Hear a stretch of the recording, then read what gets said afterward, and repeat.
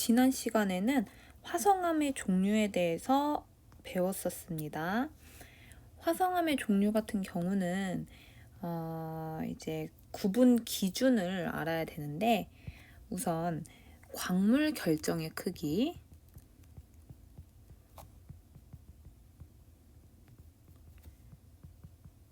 그리고 암석의 색에 따라서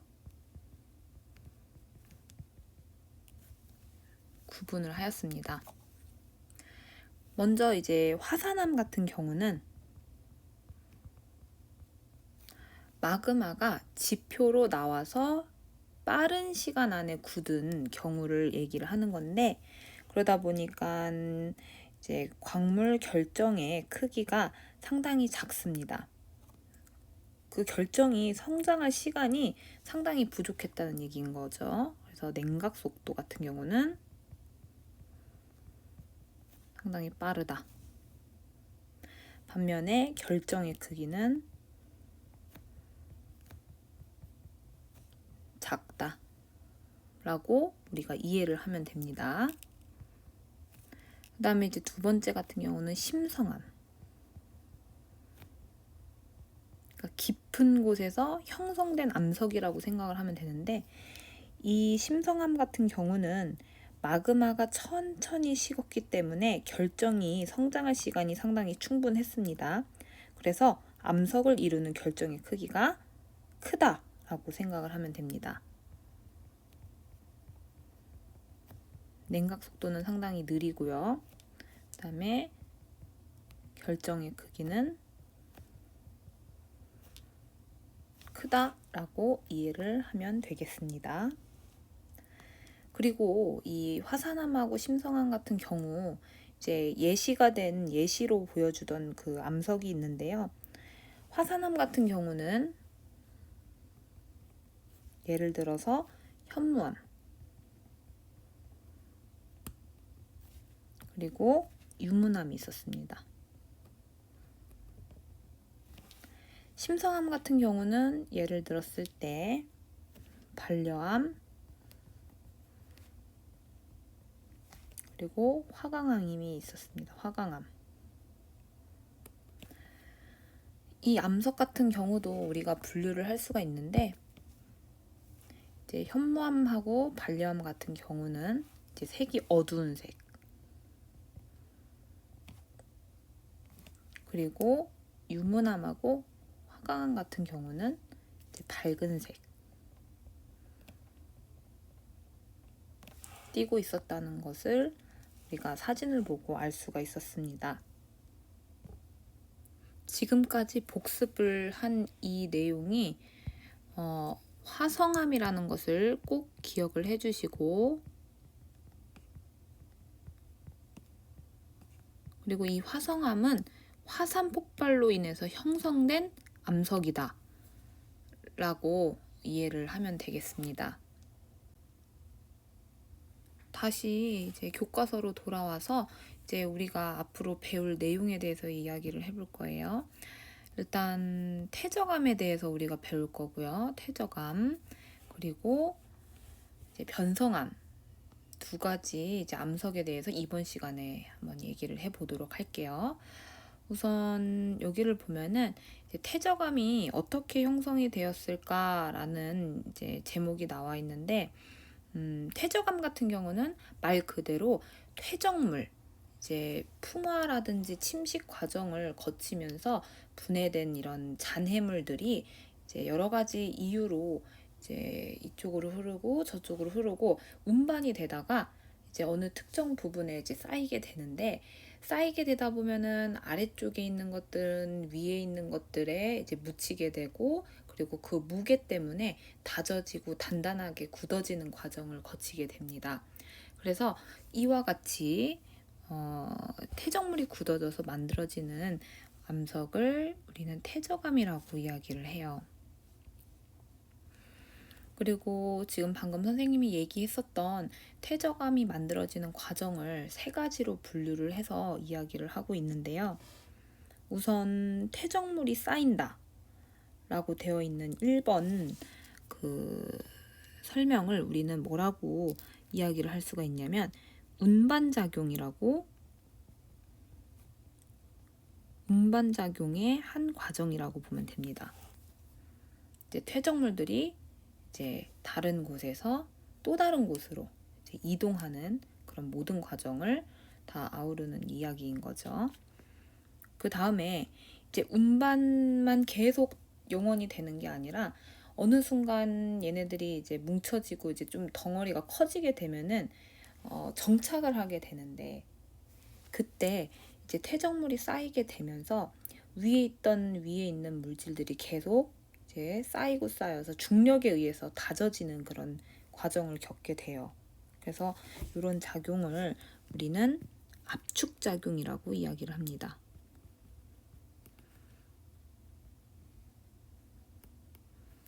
이때 그 퇴적물들 사이의 간격이 이제 점점 좁아지는 것을 확인을 할 수가 있죠. 1번 과정보다 이 퇴적물들 사이의 간격이 실제로 좁아진 것을 볼 수가 있습니다. 그 다음에 세 번째 작용 같은 경우는 이제 압축이 된 상태에서 물에 녹아있던 뭐 석회질이라든지 규산질 같은 여러 가지 물질들이 이 사이로 침전이 되면서 이 퇴적물 사이의 작은 틈을 메우게 됩니다. 틈을 메우고 서로 달라붙게 돼서 나중에는 퇴적물이 단단하게 굳어지게 되는 거죠. 그래서 이런 작용을 우리는 교결작용이라고 얘기를 합니다.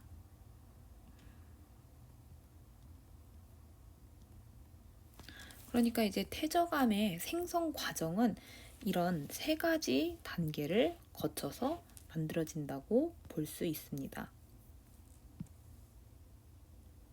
이제 퇴적암의 종류에 대해서 한번 다시 알아보도록 할게요. 퇴적암의 종류는 퇴적물에 따라서 나눠지게 되는데 그 퇴적물도 크기가 각각 다릅니다. 그래서 자갈 같은 경우, 그리고 모래 같은 경우, 진흙 같은 경우가 있어서 이게 순서대로 이제 크기가 점점 작아지는 순서예요. 자갈이 제일 크고 그 다음에 모래, 진흙으로 구분이 되는 건데, 우선 가장 큰 자갈로 만들어진 퇴적암을 우리는 여감이라고 이야기를 합니다. 여감 같은 경우는 주로 이제 해안이라든지 얕은 바다, 강가 등에서 이제 만들어지고 발견이 되는데, 아무래도 큰 자갈이 굳어져서 만들어진 것이다 보니까 상당히 무게가 있어서 먼 데까지 나가지를 못해요. 그래서 아무래도 이제 그 해안, 강가 이런 데서 발견이 주로 되고 있습니다. 그리고 이제 모래는 이제 자갈보다는 조금 작은 상태의 퇴적물인데, 요런 경우 얘네들이 쌓여가지고 만들어지는 이런 암석을 사암이라고 얘기를 합니다. 사암 같은 경우는 이제 약간의 자갈하고 진흙이 섞여서 굳어진 퇴적암인데, 당연히 여감보다는 조금 더 깊은 곳, 좀 해안에서 조금 거리가 있는 곳에서 주로 이제 발견이 되고 있죠. 마지막으로는 가장 크기가 작은 퇴적물인 진흙으로 만들어진 퇴적암입니다. 셰일이라고 부르고요. 셰일 같은 경우는 사암보다 더 먼 곳에서 만들어집니다. 더 먼 곳에서, 아주 깊은 바다 쪽에서. 그리고 실제로 셰일을 보면은 육안으로 퇴적물 입자를 구별하기가 상당히 어렵습니다. 또한 특징적인 게 여감이나 사암에 비해서 층상 구조가 잘 발달이 됩니다. 즉 층리가 잘 보인다고 생각을 하면 돼요. 마지막으로 이제 석회암이라고 해서 이제 나와 있는데, 얘 같은 경우는 성질이 살짝 달라요. 여감, 사암, 셰일과 어떻게 성질이 다르냐면, 얘는 살아있었던 생물, 그러니까 산호, 조개 껍데기, 이런 살아있었던 생물이 이제 죽어서 바다에 쌓이거나 아니면 물에 녹아 있었던 그런 상태로 이제 석회 물질로 되어서 이제 만들어진 태적암이라고 이해를 하면 됩니다. 석회암 같은 경우는 주 성분이 이제 탄산칼슘으로 되어 있다는 것도 상당히 특징적이죠. 여기 이제 아주 중요한 내용이 나옵니다. 이제 태적암의 특징, 태적암에서만 볼 수 있는 아주 특이한 그런 모습, 뭐 이런 식으로 얘기를 해서 항상 나오는 게 층리랑 화석입니다. 그러니까 층리가 발견이 된다, 화석이 발견이 된다. 어떤 암석에서 이런 특징이 보이면 이 암석은 무조건 태적암이다 라고 우리가 생각을 할 수가 있어요. 이 부분은 꼭 밑줄을 쳐 놓습니다. 태적암에는 종류나 크기가 다른 퇴적물이 쌓이면서 평행한 줄무늬인 층리가 나타난다. 또 과거 지질 시대에 살았던 동식물의 유해나 흔적이 화석으로 발견이 되기도 한다. 이게 시험 문제 같은 데 보면 항상 단골로 나오는 내용이에요. 층리, 화석. 이제 아래쪽에 나오는 그림을 한번 봐주셔야 될 것 같아요. 이제 여감, 사암, 셰일, 석회암 이렇게 이제 퇴적물의 크기가 점점 작아지는 순으로 이제 배열이 되어 있고, 석회암 같은 경우는 살아있는 생명체가 이제 쌓여서 만들어진 거기 때문에, 그 잔해물들이 쌓여서 만들어진 거기 때문에 따로 구분을 해서 이제 배열을 해놨어요. 일단 여감 같은 경우는 그냥 참고 사항인데 자갈이 굳어서 만들어진 거고, 그 자갈 입자의 크기가 대략 한 64에서 2mm 정도의 자갈이 이제 여감이 되는 거죠, 쌓여서. 그 다음에 사암 같은 경우는 입자의 크기가 한 2에서 16분의 1mm 정도, 이제 여감보다 확실히 작은 것을 볼 수가 있습니다. 셰일 같은 경우는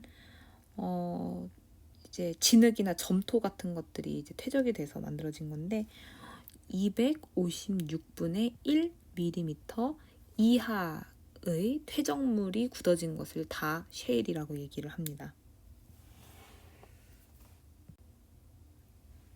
이제는 변성암에 대해서 설명을 하겠습니다. 이제 변성암 같은 경우는 이제 쉽게 말하면 지하 깊은 곳에서 높은 열과 압력을 받았을 때 암석이 아예 다른 새로운 성질로 변해버리는, 그러니까 다른 암석이 돼버리는 그 경우인데요. 예를 들면 우리가 이제 밀가루 반죽 같은 것들 오븐에다가 넣으면 맛있는 빵이 됩니다. 그러니까 어떤 열과 압력, 어떤 중간 과정을 이제 거치게 되면서 이제 A라는 물질이 새로운 B라는 물질이 되는 것, 또는 A라는 암석이 B라는 성질을 가지고 있는 새로운 이제 암석으로 되는 그런 과정이라고 생각을 하면 되는 거예요. 뭐 도자기 같은 것도 마찬가지죠. 도자기도 진흙을 우리가 이렇게 빚어서 만들어서 가마에다가 넣으면, 이제 이게 오븐이 아니라 이제 가마, 이런 열과 압력이 가해지는 그런 가마에다가 넣으면 이제 단단한 그릇이 되듯이 이제 새로운 성질을 가지게 되는 경우를 얘기를 해요. 뭐 그렇다고 해서 이제 밀가루 반죽의 성질은 변하지만 아무래도 그 본질 같은 경우는 변하지는 않죠. 이제 뭐 밀가루가 가지고 있는 영양분을 그대로 빵이 가지고 있고, 그 다음에 도자기를 이루고 있는 그 진흙 물질이 어쨌든 그 도자기가 되어서도 그 성분이 남아 있듯이 본질은 변하지는 않는데 이제 성질이 이제 뭐 더 단단해진다든지 뭐 이런 특징이 좀 변하는 그런 과정이라고 생각을 하면 돼요.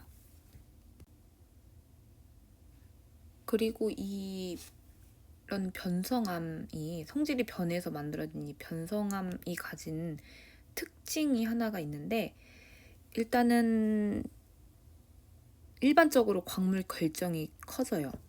아무래도 열과 압력을 받으면서 그 과정 중에 이제 결정이 커질 수 있는 어떤 조건이 갖춰지는 거죠. 그리고 여기 염리라고 해서 나오게 되는데, 이 염리가 만들어지는 과정이 이 그림에 나와 있거든요. 자세히 한번 확인을 해보세요. 원래는 광물 결정이 이런 식으로 동그랗게 분포를 하고 있었으나, 이런 모양을 가지고 있었으나, 이제 압력을 받게 되면은 이 압력의 수직인 방향으로 얘네들이 이렇게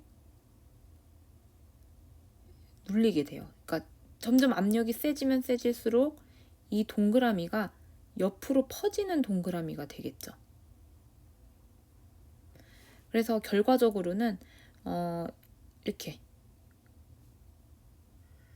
나중에는 이게 더 길어지고 하면은 어떤 줄무늬의 형태로 나타나게 됩니다.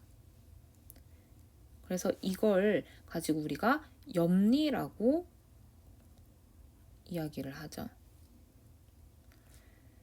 여기서 이제 염리는 또 층리랑 좀 비교를 자주 하게 되는데, 좀 차이점은, 층리 같은 경우는 오랜 시간에 걸쳐서 아래서부터 위로 이렇게 물질이 계속 퇴적물이 쌓여가지고 시간적인 차이가 생겨요. 그러니까 맨 밑에 있는 것은 오래된 것이고, 그 다음에 가장 위에 있는 것일수록 오래되지 않은 최신의 이제 층이라고 보면 되는데, 염리 같은 경우는 아무래도 이제 동시적으로 일어난 거기 때문에, 오랜 시간에 걸쳐서 일어나지만 동시적인 것이기 때문에 시간적인 차이는 없어요. 이 줄 사이에 시간적인 차이는 없다고 보면 됩니다. 어쨌든 변성암도 퇴적암과 비슷하게 줄무늬가 있다는 거 꼭 기억을 해주세요. 그래서 이제 그림 1-7을 보면은 원래 암석과 변성암 해가지고 나열이 되어 있는데, 삶 같은 경우가 이제 열과 압력을 받게 되면은, 열 그리고 압력을 받게 되면은 규암이라고 하는 새로운 돌로 변합니다. 석회암도 마찬가지예요. 석회암도 열과 압력을 받게 되면 다른 새로운 암석이 되는데, 그때 우리는 대리암이라고 이야기를 합니다.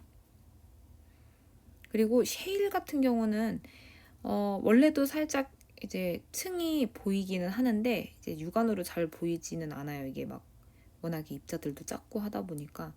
근데 이제 열과 압력을 받게 되면서 점점 이 줄무늬가 이제 염리라고 해야 되겠죠?